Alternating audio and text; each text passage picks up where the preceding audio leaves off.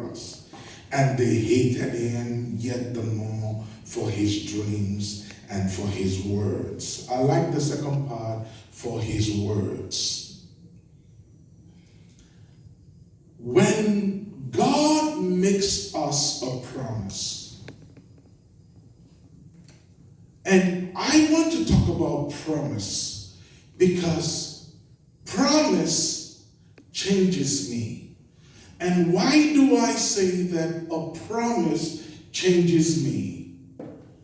Because now, if I needed something and I asked you for it, as you mean I'm in need of $100 and I don't have it, and you say, okay, Pastor Chris, don't worry, I'll give you $100 tomorrow. Immediately you'd say that, I'm going to stop looking. And I'm going to start making plans based on your promise. I will start planning my trip tomorrow. Why? Because I have a promise. Or let me even go a little further. Especially for ladies. When you are trusting God for a life partner, usually sometimes you have suitors, people who are talking to you, and maybe one or two of them are serious. And then, all of a sudden, the one that you really like says, would you marry me?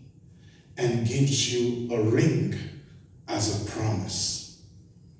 Immediately you receive that token, which is the engagement ring, is a promise to you. Your whole life changes at that moment. Why? Because if you were talking to 3-4 people, you would tell the others, sorry, I am taken. And he's like, no, but I saw you yesterday. All you need to do is look at my fingers.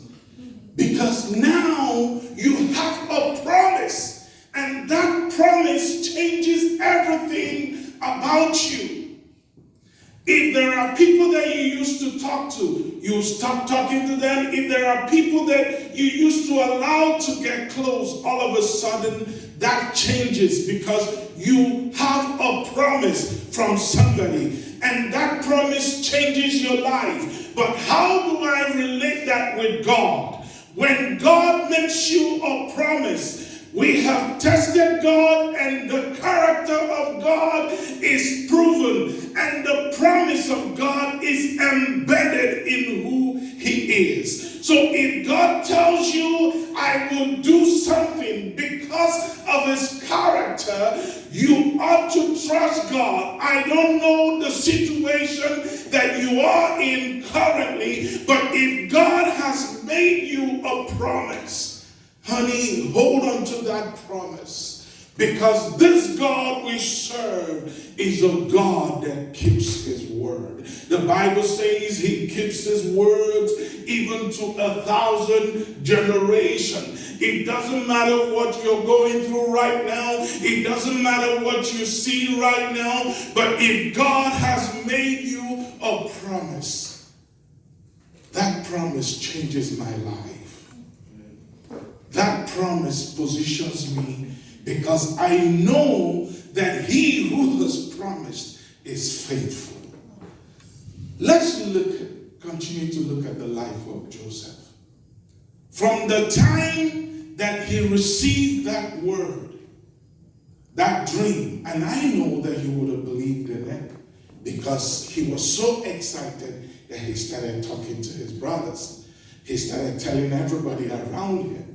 Or may we even talk about Abraham, who God made a promise that I will give you a son. And God said, I want to change your name. You are called Abram, which is a high father. But I don't